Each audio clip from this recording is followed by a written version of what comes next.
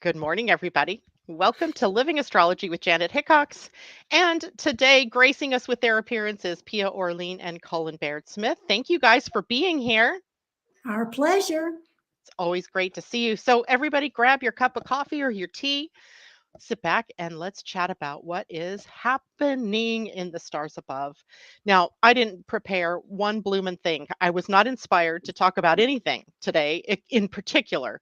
I feel like today's going to be a day where we talk about everything that might want to come up. And of course, first thing that wants to come up is the fact that we're ending the shadow period or the collective shadow period. I believe it's tomorrow, correct? Yes. I'm kind of excited for that. We are too. Although I have to say, on our international live call this past Sunday, Uh-huh. Larkin congratulated everybody and said, "This is the first collective shadow cycle ever in the history of humanity that you've actually been making such higher consciousness choices that it's making a difference." Oh my So goodness. That's even though so we good to hear. even though we can't feel it or see it necessarily, we're getting confirmation that we are making a difference, and that's a good thing. I know like the last shadow period that was up, I was definitely in like some kind of victim mode and it just kept going and going. Like I saw it, I recognized it, and every time I tried to pull myself out of it, there was another layer of it. And I was like, oh, haven't I already gotten done with this stuff? Now, this shadow period did trigger me a little bit, but not in the same way. Is it different each time, perhaps? Oh, Yes, absolutely. yes.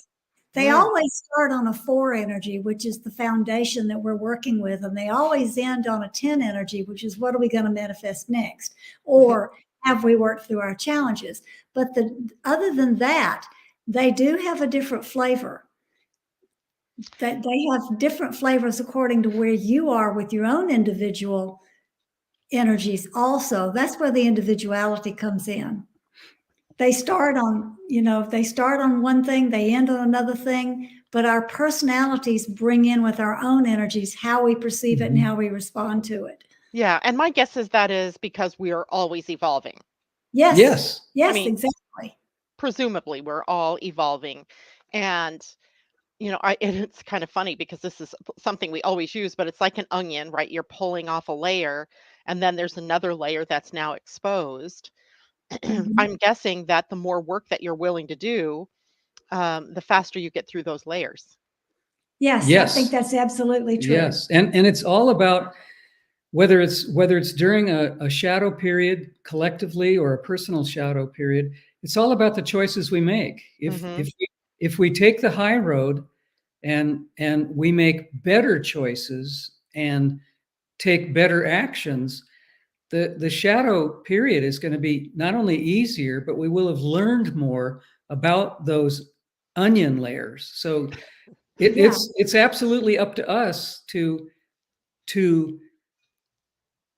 take the initiative, take the responsibility to do the work during these periods, and we will reap the benefits. There's no doubt about that. And you Yeah. ask if they have a different flavor. One of the things that's very telling about the collective shadow cycles is that I said they always start on a 4 energy, universal, which is foundation. The earth energy they always begin with is being, which is new beginnings in every single moment. And that's exactly what gives it the different flavor, because where we are in our evolution at the moment the thing starts shows us what's the flavor we're going to experience right now in this cycle and where's our work. And what's the day that it ends on? It ends on a 10, right? It Is ends, it? it ends on 10 enlightening. Are we Yeah. bringing in the light? Yeah. which So is no oh, go ahead. which which is no accident, because after we've hopefully made some ground during the shadow period, enlightening is exactly where we need to be, because did we learn something? Mhm. Hmm. And sometimes I feel like the shadows, so it's not always, is it a theme that plays out through the entire shadow period? That it can be many different themes, or that it can be something that you clear right away and then the rest of the period you breeze through? Is that true Well, or accurate? That's true for personal shadow cycles. And if your personal shadow cycle, like Cullen's, is lined up with the collective, then that's going to be true. But for the general person who is just looking at the collective shadow cycle and what am I going to experience, we experience whatever the collective is experiencing. So if the collective is up in arms about a particular issue, that's going to be the flavor of the drama that's going on. The triggers. The triggers. And that the energy that we put into that is how we're going to navigate it, co-create a better way, work through the darkness, all of that stuff. About raising consciousness of the whole species. So everybody is resonating to this. And that means that there's perhaps sort of like a nested kind of shadow in that the collective might be going through its own shadow. Like a nation like the United States or Europe or something like that, or even the whole earth for that matter. And then we also have the effect of it on us personally. Is that what you're saying? Yes. And I don't know that I would say everyone resonates with it. Most people don't have a clue what's happening, and they just figure it's a really bad time. And those who do resonate with the work recognize, okay, we got 3 weeks of challenge to deal with here. How are we going to handle it? Yeah, the collective in general might see, they don't know there's a collective shadow cycle unless they're involved in spiritual work or working on themselves. They're not going to know specifically what's going on, but it would be like them having a bad hair day for 3 weeks, not just one day. Or a bad printer day for 3 weeks. Whichever way it works out, right? Let's see. Let's say good morning to some people before we carry on with our conversation. I see Tom out there this morning, and he says, how's it, Janet, Cullen, Pia, and Astro family? Good morning, Pam Zaruba, Debbie Tibbetts-Tumio. Hello to you. Joan Durchie. Hello. Tom says it's called Shadow Dancing. That was a song by Andy Gibb back in the 80s, 90s, maybe. And Lenny, good morning to you this morning. And Irene joining us from Sweden. Happy Friday to you as well. Christine Buckingham, hello. Kajella, good morning to you. It is a good morning, I suppose, to ask questions or maybe even to pop in with what kind of shadows that you were dealing with yourself personally or that you were seeing as part of this greater shadow cycle. Because I think there is value, Pia and Cullen, in our talking about the shadows. Because that's really the only way to bring them out, right? To bring them out of the dark. And there are lots of different shadows, lots of different things constitute shadows. Maybe you can give us a couple of examples of things that you notice or have noticed in this shadow cycle. Well, one thing that's calling Cullen's and my attention is Larkma talks about our habits, but we're noticing how many people are addicted to their habits. We're noticing how difficult it is for people to step away from what they're accustomed to doing and try something new, try something different. It's like they've dug their heels in and they're entrenched, and I have to do it this way. That's it. Oh, that's funny. I haven't sort of noticed that. When I make my bed every morning. I mean, I have done this religiously since I was a child. And literally I get out of bed and I make my bed. Right? That's how I've always been. And what my youngest son used to laugh at me all the time going, "Mom, can't you ever just not make your bed?" And I went, "No, I cannot do that. I just cannot do that." So then I thought, well, and this is so minor in the grand scheme of shadows, right? Or habits. But I thought, okay, well, what if I just did lots of other things first and then came and made my bed? So I tried doing that, breaking the habit, so to speak, of doing things. But there are other habits that I have been noticing, things like addictions to your cellular device. Or, I've got to see who's emailed me just as soon as the phone buzzes or things like that. So I think there is something about addictions in quote, because they can be many and varied. We tend to think of addictions as drugs and alcohol, but there are so many addictions that are just habits that are definitely entrenched that we need to look at. Anything that seems to, and I'll repeat, seems to keep us in our comfort zone is a habit or an addiction. I mean, anything that makes us feel like oh, we're okay because we did A, B, C, and D, so we can get on with our life because we've made a comfortable start. And I think that's exactly what you meant about, could you do other things besides making your bed immediately after getting up? Could you make a cup of coffee? Could you do anything that changes your pattern or changes the cycles of how you do what you do? And I don't mean you, Janet, I mean all of Yeah, us. all of us. I get that. And it's just, from a minuscule little kind of habit that we get into, it becomes so unconscious, right? And then it makes you wonder, well, what other habits or addictions, if you will, are playing out in my life or in all of our lives that we're just unconscious of, right? That we're just, The whole idea of making your bed differently, or any habit that we choose to look at, what it actually does is expands our perspective so that we Mhm. actually can become available to other possibilities that we never even think of. So it's important that we do this little exercise. It's Yeah. expansive. It's expansive. I mean, it really does change how we perceive not only ourselves, but the world and the cosmos.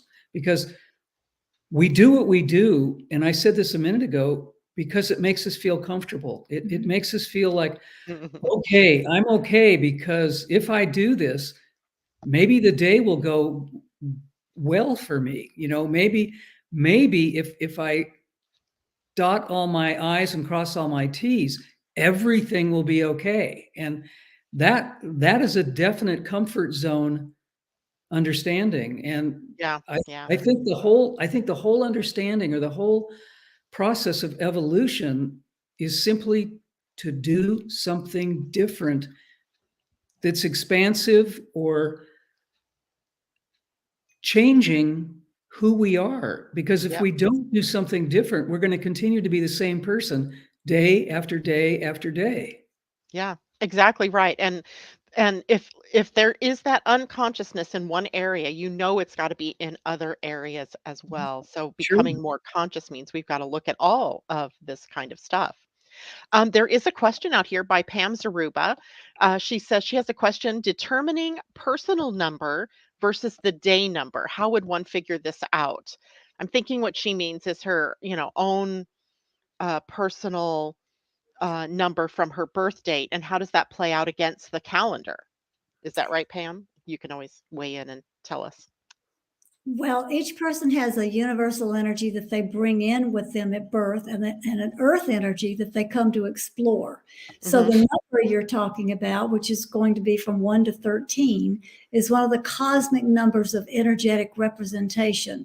And you are aligned with one of those numbers depending on when you're born. There's two ways to go about finding that out. One is to get the book, Pleiadian-Earth Energy Astrology. And there is an ephemeris in the back for people born after 1975. For those of us who were born before that, there's a link.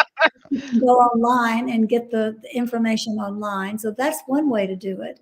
The other way to do it is to let me do a personal chart for you, where I give you your karmic patterns, your universal energy, your earth energy, your relationship flow, all of that stuff in about a 25-page report. So there's two ways you could explore that. And that also gives them their own shadow cycles too, doesn't it? Yes. Yes. Yes, it Yes. absolutely does. We map out what your shadow cycles are, what the themes will be for you particularly, and how to work with them. And Yeah, we also, can't all be like Colin and have it all at the same time. So, I mean, given that So there's like 2 shadow periods a year, right? oh, four, 4. 4? four. And then Helen, you add your own personal ones in there too?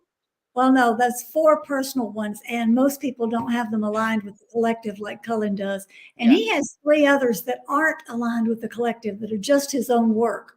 It's just the collective one, when people have their personal and the collective aligned together, are really intense. Yeah. But we've talked about this before, Janet, with you. It's a double-sided coin, or a double-edged sword. It can be absolutely helpful to have both of them at the same time. As Pia just said, it makes it more intense, which it gives me the opportunity for more growth, or it gives me the opportunity to Yep. learn more during that combined cycle. So it could look from the outside as though, oh my God, this poor guy has to do 2 of these. But at the same time, it can be more enlightening and more helpful because I have them together. And I can tell you, living with someone who has this particular cycle of events in his life, I have watched him through the years master this and go into it now and handle the triggers really differently than he did when we first started working with the system. Hallelujah. You're evolving, Cullen. You're evolving. Now, to Pam's question here. So, if you have, like, I'm a 2 remembering, how does that play into the energies of any given day? Does it matter? Yes, it does. Yes, it does. If you have, we'll use you, Janet, as an example. Your Okay. energy remembering is a Western energy Mhm. because it comes from that energetic position. So if you're working with your own energies, you need to figure out what direction they come from, north, east, south, or west, because we orient by direction here on this planet. And then once you know, okay, I'm a Western energy, any day on the calendar that is also a Western energy, and they're marked, north, Yep. south, west on the calendar, any day that's a Western energy is good for you. It's an empowering day for you. Mhm. That's the day to have lunch with your boss and ask for the raise. That's the day to ask your girlfriend to marry you. The Western days are very empowering for what you want to accomplish. Yeah. In the same way, the opposite of that would be Eastern days. So Eastern days will bring you challenges to grow. Those are the days that you don't want to plan to meet with your tax accountant. Or don't have a job interview. Yeah, don't do those Right. things for challenging days, because the calendar just helps you know when the Uh-huh. energies are in sync with your own energy. So Okay, that you, so today's like 9 catalyzing, and that is a Western energy. yes, it is. So, is there any synergy between the number 2 and the number 9? Or is it just between the earth energies of remembering and catalyzing? There can be synergy, but it's a whole different cycle. As Mhm. a 2, your energy is more aligned with 4 than it is with 9. 9's more aligned with 3. So it won't be an easy day for you. It'll be empowering in terms of the catalyzing energy, but there'll be some challenges in there where you might just throw your hands up and go, I'm just going to let this day play out. Because you've got both of them working simultaneously. You've got the Western energy empowering you, and at the same time, there's a little bit of offbeat between the 2 and the 9. So Yeah. that once again is something we talk about often with you. That is a function of duality, because you could choose to do things that might work really well for you, but on the other hand, the challenges that Pia just suggested could cause maybe those choices not to actually come to fruition or work the way you wanted them to work. Now, if you look at Yeah. next Saturday, a week from tomorrow, that Mhm. is a 4 remembering. So Yeah. not only is it a Western energy, it's your particular Western energy. And the 4 energy is in harmony with the 2 energy. So that's a great day for you to get business cards printed. Oh gosh. Or maybe I'll receive them. Of course, that's Thanksgiving weekend for us here in the US, but uh it's just interesting to look at that. And by the way, people, the book here goes a long way to explaining a lot of the stuff that we're talking about this morning.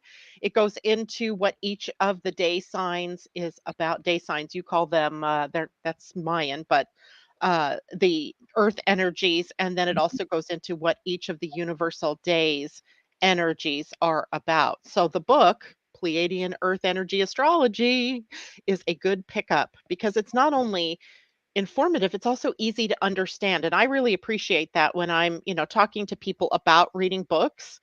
Um, sometimes they're written for people like me, they're written for astrologers. So there's a lot of technical jargon and stuff that I would understand. But to tell somebody else to read it, it's like, difficult for them. This I thought was pretty easy to understand, both from a practitioner standpoint, but also from a just a regular Joe trying to learn something about astrology.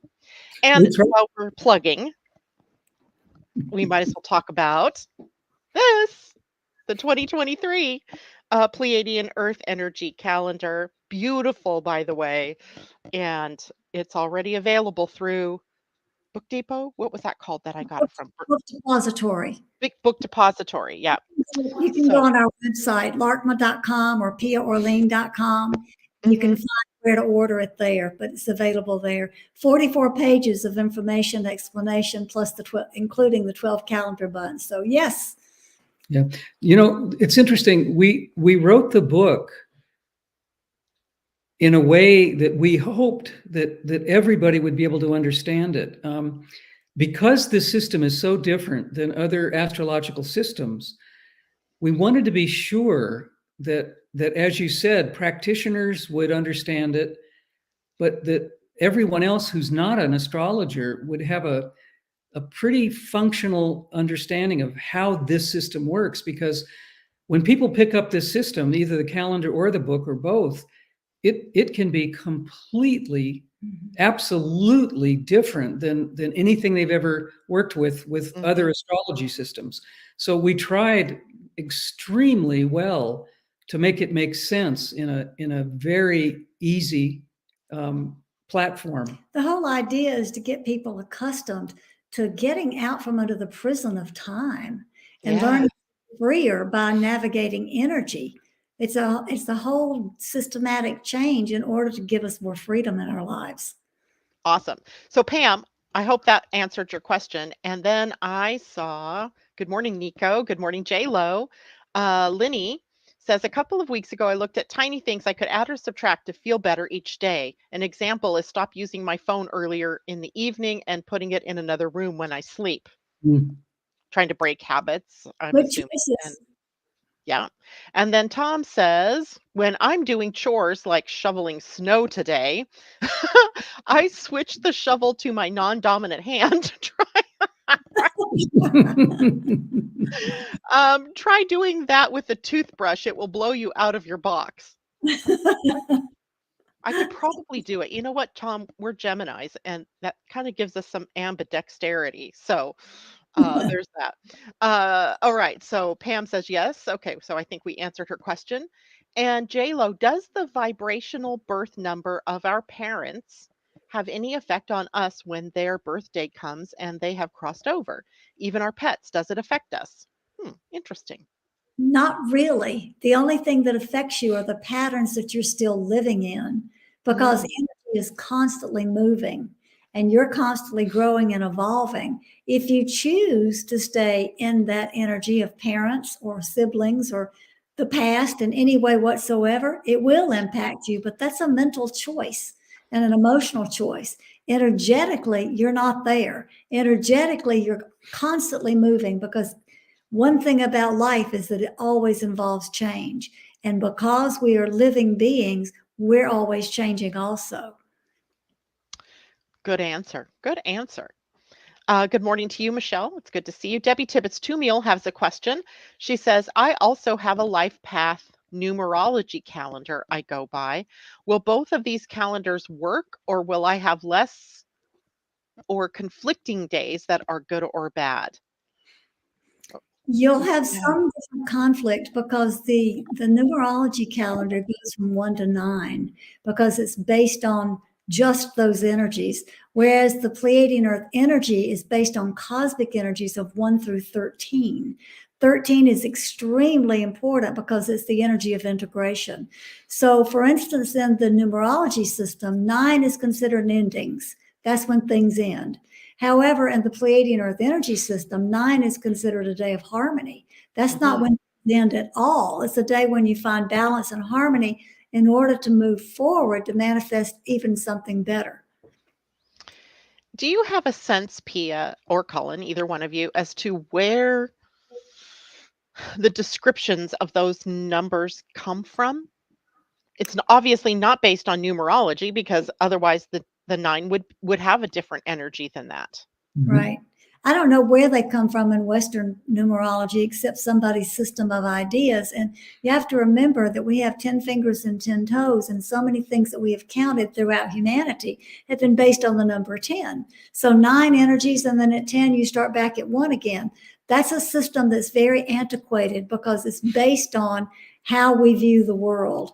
Mm. The energetic system of 1 to 13 is a larger perspective, a cosmic view of let's be multidimensional. Let's step out of our Earth three-dimensional plane and invite in a larger perspective so that 10 becomes a number of either challenge or manifestation, whichever we choose. Hmm. 11 becomes an energy of bringing in light. 12 becomes an energy of deeper understanding. And then at the point of 13, you integrate all of it together. And then you go back to number 1. That's Yeah. one thing that's so very different between Western astrology or Vedic astrology and the Pleiadian Earth Energy Astrology. It's because the Western and Vedic systems stop at 12 and start rotating again. The Pleiadian Earth Energy systems integrate. And you can correct me, Janet. I know No, you're no, no, no. You are absolutely right. But there is a premise there that I find old and outdated because there is a 13th zodiac sign that the sun transits through every year. But Yes. astrologers, almost all of them, refuse to change the system to add and integrate in a 13th sign. It right. drives me absolutely bat crazy. Well, We're aware of that. Janet, that's habit. That Right? that Right? is absolutely staying in one's comfort zone because that's what they know, that's what they've been trained in, and it's foreign to them to think, well, could we go beyond 12? That's one of the sticking points of not being able to move into a different perspective of a different kind of system. I want to Yep. answer your question differently than what Pia just said. Okay. Any number system was devised and designed within a specific culture in a specific historical understanding of what the people understood and knew at the time. It doesn't really matter if we can pinpoint, well, how did the most reasonable numerology system that ends with 9, starts with 1 and ends with 9, it doesn't matter where it started or what system, the Sumerians, the Babylonians, it doesn't matter where. Hmm. But the issue here is it was perfect for the time it was invented historically. And I think we have to move beyond that understanding and come forward into the now present moment and realize that each epoch or each timeline where things were invented, it doesn't matter what the invention was specifically designed for the consciousness of the people at that time. And that's why we have to move forward and understand that when new things crop up, when new ideas or new inventions come about, it's for the people who understand their culture and their society at the time that it's introduced. So go ahead, Pia. And that takes us back to your point about being driven nuts because astrologers will not take in the 13th planet. There's a reason that this 13th planet that orbits the sun has been revealed now at the same time that we're dealing with the energy of 13. This is the time where we as a species are set to evolve. This is programmed in the stars for our species evolution, and we don't evolve if we don't integrate where we've been with where we're going. So we have to absolutely take that 13th planet into consideration and change the system. And once the system is changed from the Western perspective, it'll blend and dovetail exactly with the Pleiadian Earth energy system, I'm sure. It's the power of 13 that's so important. It is. And that's one of the reasons why we wanted to introduce this system to humanity in the public, because the timing was absolutely correct. I mean, this system, if P and I are old enough that we could have introduced this system decades ago, the timing wasn't here to introduce it in the energetic period where it belongs. Yeah. There's another observation that we could make here, and that is the number system 0 to 9 or 1 to 9, however you want to look at that, is very, it works on a very physical and mechanical sort of groundwork. A listener just pointed out that Nikola Tesla believed 3, 6, and 9 were numbers that held the key to the universe. And in some way, it probably does hold the key to the physical manifested universe. I think that the number up to 13 hold the key to our spiritual destiny or to Oh, our true spirituality. And so mm, we have these two number systems working side by side in this 3D, 4D, 5D world. that's a That's a fabulous great way. insight. That is an astoundingly important insight. Thank you. Good. Glad I could serve. Sometimes my mind just goes out there into weird places.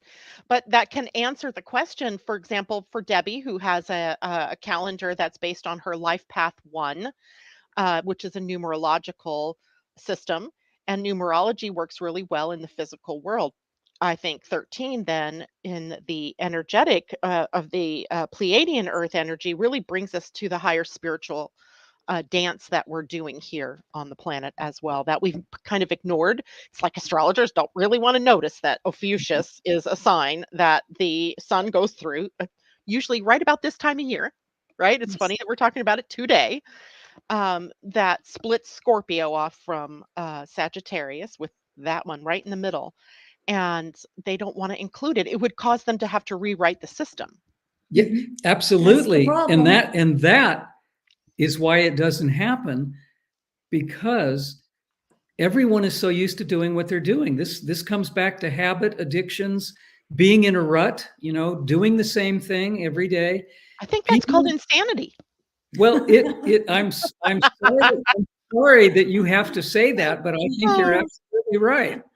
Right, what do they say? Doing the same thing over and over, but expecting a new outcome is the definition of insanity.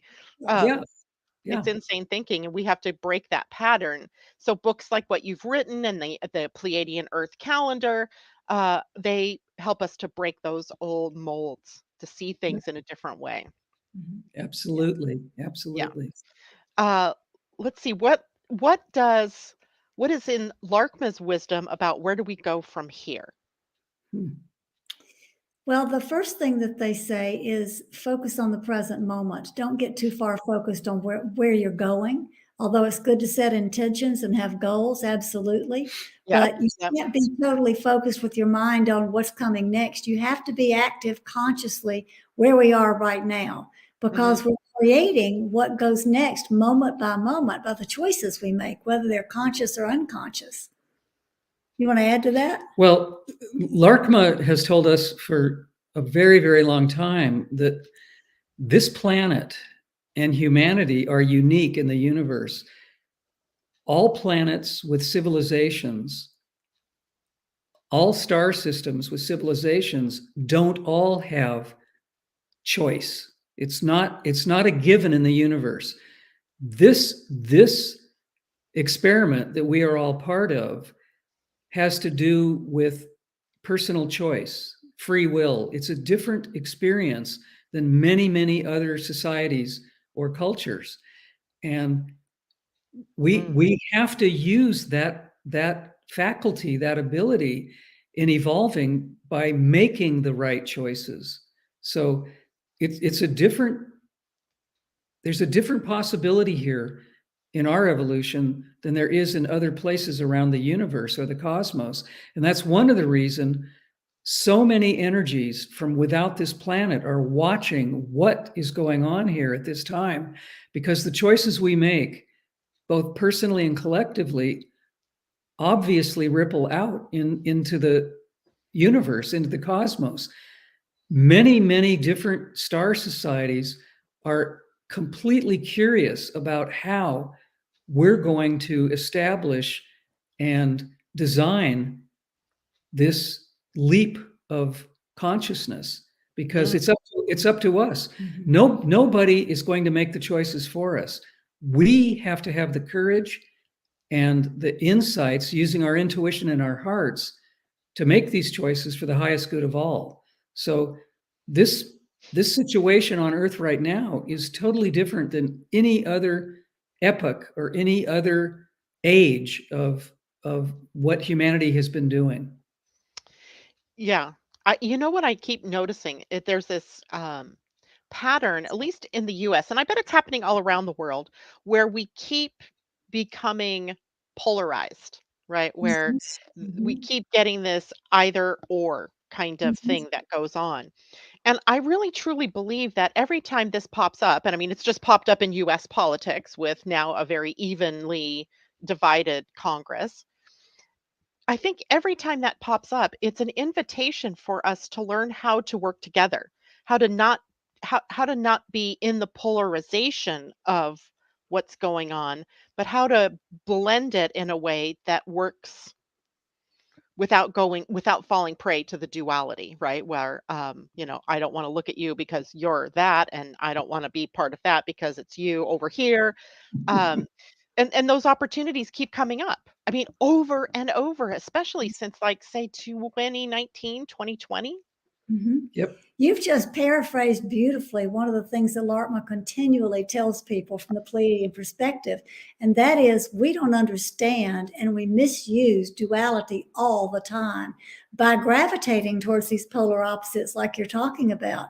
The purpose of duality is to broaden our perspectives by doing exactly what you just said, working to make more unity, working together by joining perspectives for a broader view.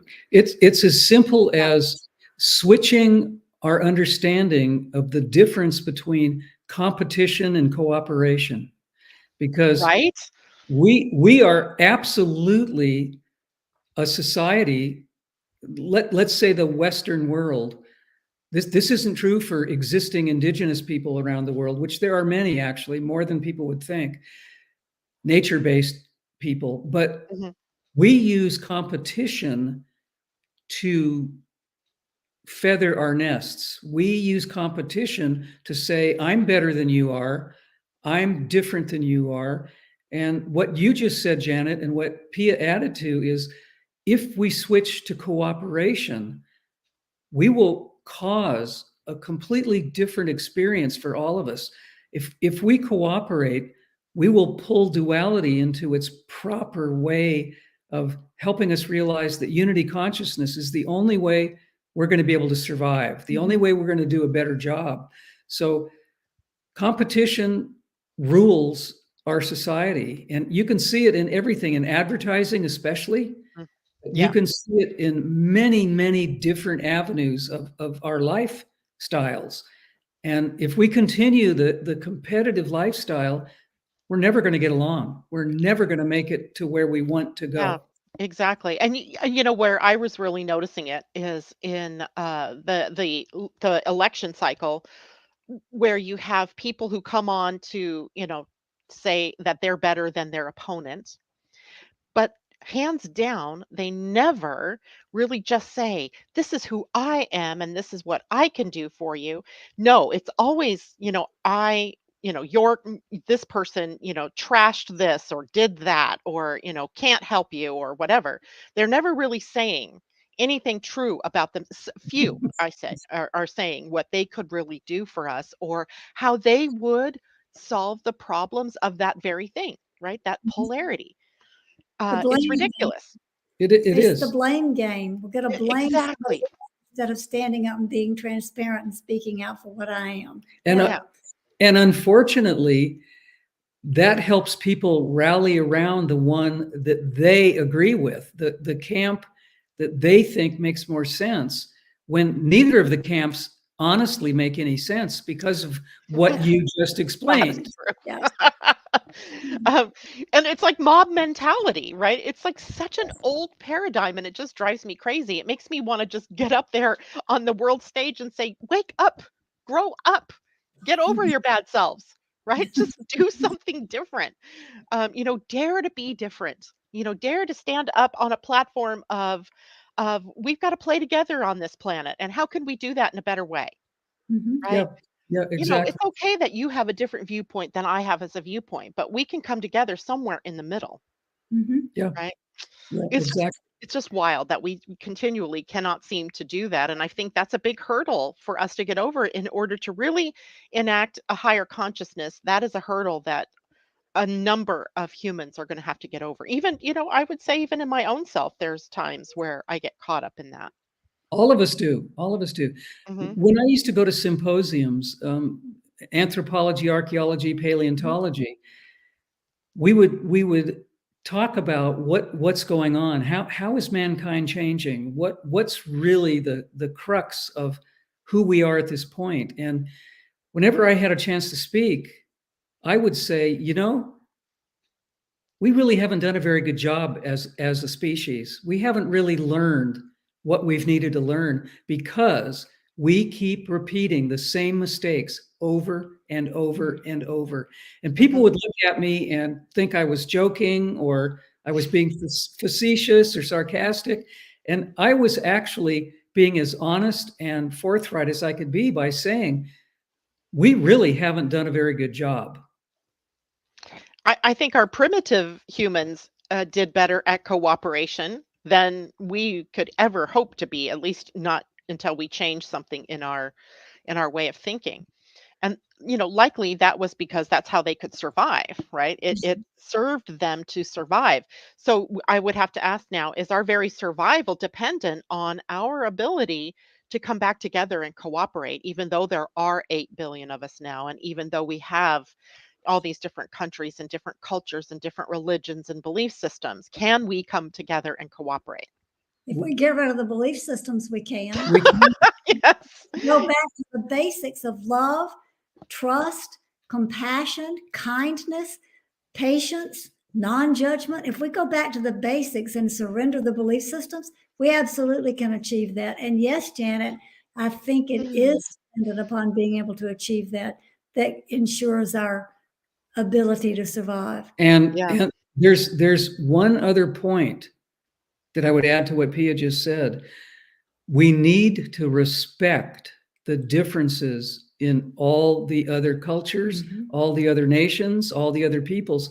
If respect isn't part of that foundation that Pia just outlined, it's not going to work, because if we don't respect each other, especially in our differences, and honor them, it's never going to work. Yeah. These are big things. And, I've been doing a lot of preparing for 2023, as that's a webinar I do every year about what's coming up for the next year. And there's a lot going on in 2023 that, hopefully brings some positive changes to the world. The first thing that I was looking at deeply was Saturn's move into Pisces. And, Pisces, Christianity, major religions, they're all really kind of a representation, especially Christianity, of Pisces. And so now we have this, planet of discipline and order and upending of foundations that hold no weight or hold no water, coming through a sign of religion. The last time it did that, it was when the Catholic Church really began to see that there was a sex problem within a pedophile problem going on in the church. So that was way back in the early 90s, 93, I think, to 96. And that was really coming into consciousness. And it makes me wonder, as we look at belief systems and we look at the imprint that religion has left on the planet and the spirit of not cooperating, right? Because they're so different. What we might be looking at in terms of the 2.5, 3 year cycle of Saturn moving through that sign once more. It is also a sign that holds the victimhood, the savior, victim, martyr energy. So that is going to be up in our faces as well. Kind of an extended shadow period, but of a different sort. So I think one of the key words that I've been looking at for 2023, and I'm kind of like leaking some clues here, is faith. Having faith and trusting and surrendering, right? Those are the big three of the spiritual words for 2023. Important things to hold on to. Yeah, and not faith like faith in a religion or a God that's outside of you, but faith in yourself, that in your own inner wisdom. That's so And important, Janet. That is so important. Yep. right. And that's linked to self-love, because hmm we're not very good at loving ourselves. We've been taught through religions, families, from so many different aspects of our lives, that we have to love everybody else. And if we're not doing a good job loving ourselves, we're not going to do a good job of loving anyone else. Mm-hmm. Yep. It's one of those format kind of energies that we have to have as humans, the ability to love ourselves.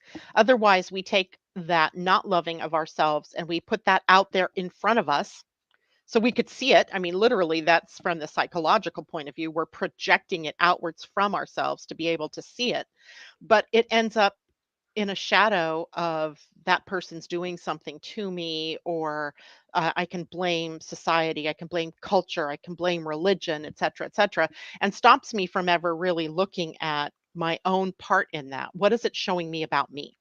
Mhm. And Absolutely. that's the responsible thing. That's another keyword for 2023: responsibility and accountability for yourself and how you show up in the world. Yeah. 2023 may be a watershed or a benchmark year for all the things that have been happening in the past 2 to 5 years, where secrets are becoming known to everybody, where control issues that have been generational and purposeful, many of these things are coming to the light. And it's possible that 2023 may be even a bigger year of swifter change through seeing these things and seeing what's been going on behind the curtains. Yeah, I feel like it is a pivot year. When you look at it astrologically, there's a lot of changes that are coming in this year. Pluto changes signs, Saturn changes signs, Jupiter changes signs. That's not all that crazy because it often does. I mean, once a year anyway, at least it's changing signs. But then as well, we shift out of the nodal axis of Scorpio, Taurus, where we've been dealing with a lot of that shadow, baggage, old belief system stuff, into Aries and Libra. And so now we have the love and war axis where it is about how can we balance and harmonize um, all of these different things, these polarities. So it should be, on one hand, you've got Libran diplomacy and tact and balancing and fairness and justice. And on the other hand, we have Aries, the warrior god, right? The warrior energy. And hold on, I need to. Oh, I moved my spray bottle. Dude, leave her alone. Sorry, my cat is not feeling well, and this cat is going to piss her off. Go, go, dude. There. That's his name, dude. I'm not just saying dude because it's a cool word. His name is dude. Anyway, I apologize for that. So when we're, thinking about where are we going from here, 2023 is really going to probably be the year that we see the handwriting on the wall. Like, Mhm. Are we headed for another revolution or civil war here in the US that spills out across to, other countries? Are we, going to keep going the greed model way? Because it's certainly possible, but it isn't sustainable. So that will be something that we'll have to look at. And as well, how do we become more humane? That's going to be another theme, especially later in 2023 when we have Pluto that moves into Aquarius early in the year, then retrogrades back into the sign of Capricorn, and then ends 2023 there and begins 2024 back in Aquarius again. So we have, opportunities to straighten things out, to get a new point of view, to see things from a different perspective, to agree that we want something different. Mhm. Mhm. Do we want something different? Right? Yes, Or you do we do. want to just keep going this way and, trash the planet, trash each other, be disempowered? That's kind of been the result of where the way that we have been living. Yeah. And I think the past 2.5 years have made a significant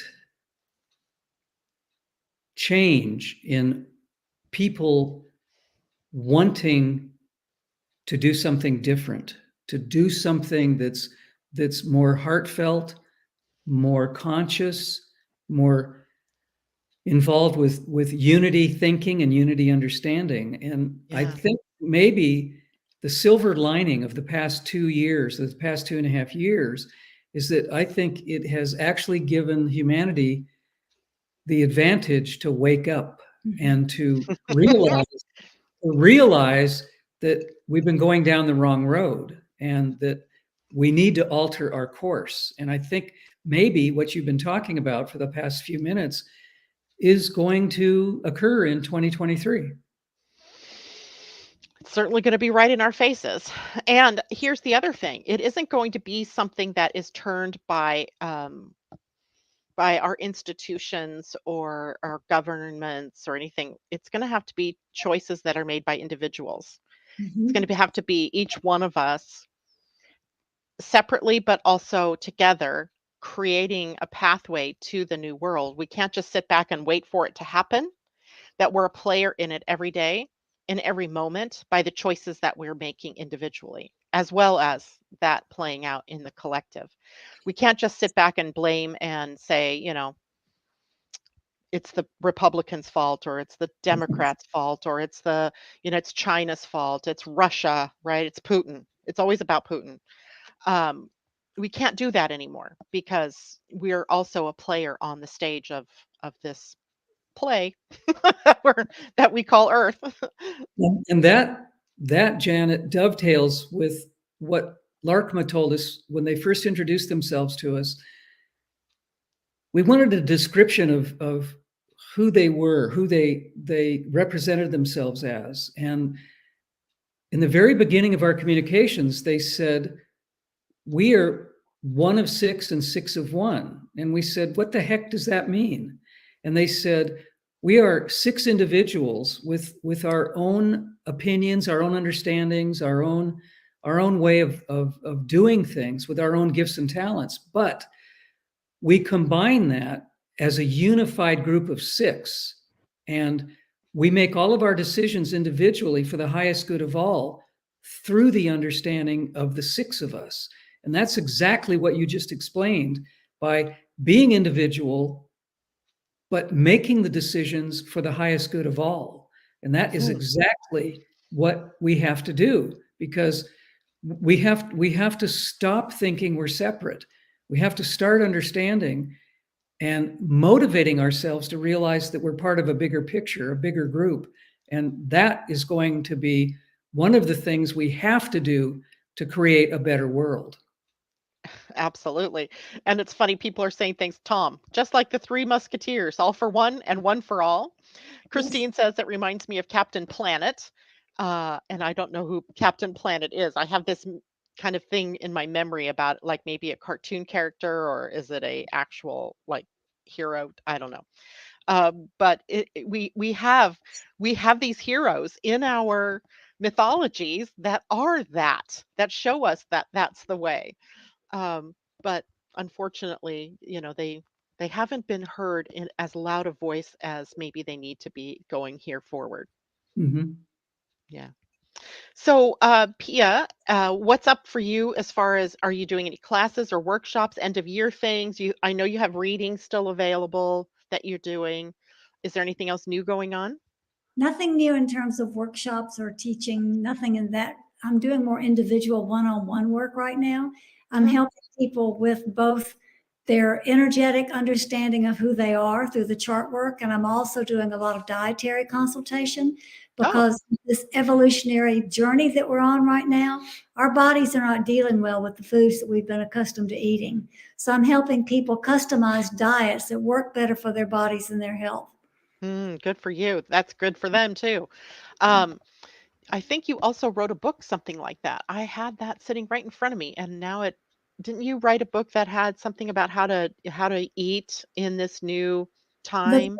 the third book in the Larkma trilogy, the Pleiadian Yes. Manual for Accelerated Evolution and Ascension, that one Yes. has a whole section in there on how to get your diet more aligned with the higher energies. Yes. Yeah. Yes, yes, yes. I knew I'd seen that somewhere. So that's good. And that's a book series that's also available on your website, right? Yes. Okay. And the website is still listed on the screen, at least for those of you in YouTube land, piaorleane.com. And it is Piaorleane, piaorleane.com. or larkma.com. I could have put that up there too, but that's where you can also find out how to order the calendar, which I can't imagine anybody not wanting to have that calendar in their hands, and the book Pleiadian-Earth Energy Astrology. So uh, for me, let's see, this weekend I'm actually doing a fair. If you live in the Western Washington area, you might want to come over to Mystical Wares in Mount Vernon, as I will be there giving $20 astrology readings. And if you know an astrology reading, $20 is a sight to behold. And I'm not quite sure how I'm going to do that in terms of, timing, but I'm going to do it. So I'm going to try this. And I'll be there from 10 to 6 on Saturday, and probably be there as well Sunday from 10 to 5 or 10 to 4, I think it is. And then as well, today is our AstroDesign meetup, and you can go to Living Astrology on Facebook, and you can get the Zoom link to join us. It's a free meetup time where you can bring your questions about any of the systems that we use: astrology, human design, gene keys, soul work. You can even ask me Pleiadian Earth energy questions. If I can answer them, I will. If I can't, I will refer you to Pia and Cullen. And let's see, I think that is it. The weekend for us astrologically, we're carrying on this sort of day by day transit thing that's been going on since 16 days ago, just about, actually, since about the day of the lunar eclipse on November 8th. And this weekend's all about the sun and Pluto, Mars and Neptune, and then the sun and Jupiter. The Mars and Neptune is the only one that I think might be a struggler. The other two are pretty easy, just thinking about how we can empower ourselves, how it is that we can walk the path of growth and expansion. But Mars square Neptune in a way enters into the conversation about our own personal spiritual destiny, or our own spiritual path that we're walking, and asks us to become more spiritual, actually asks us to, deepen our spiritual practice, and to release ourselves, from the old struggles that Mars would normally in forward motion bring us. So the struggle of, being aggressive, or being out in the world, being bold, pushing things to happen, forcing things to happen, and instead go within and see what is the path that's in front of you if you use your inner eye, or your inner intuition. So it seems to me like an excellent weekend, but those transits are piled up on one another, as in like three, or every day something new has been happening, so they overlap. So we're still dealing with today being Friday. We're still dealing with things, Venus moving into Sagittarius on Tuesday, and Mercury moving into Sagittarius on Thursday, plus some of the other things that have gone on. So it can feel very it can feel kind of chaotic. It can kind of feel, a little upending, but just go with the flow. Revert to your spiritual practice. uh, anyway, that is it for me. Is there any last words you want to leave us with before we end the broadcast this morning? Well, one thing that people can look forward to as we move into the energy of planting energy next week. So Yes. planting energy is auspicious, lucky, upbeat, positive vibes. It's a great chance for us to really empower ourselves with what we want to plant seeds of to see happen in the future. Because you asked a while back about the future. That's Yep. when we'll focus on it. The energy starts on sunset on Tuesday. We step into it. And Wednesday, the 23rd, is our first full day in planting energy. So we've got 13 days of that energy to look forward to, which is great after being in 3 weeks of collective shadow cycle. Yes. So even though it's one planting on one day, it's the overlighting energy for the whole 13-day period. The whole Yes, the whole 13-day 13 period. days will have that tone. Yes. So it's great. Tone. Yes. I like that.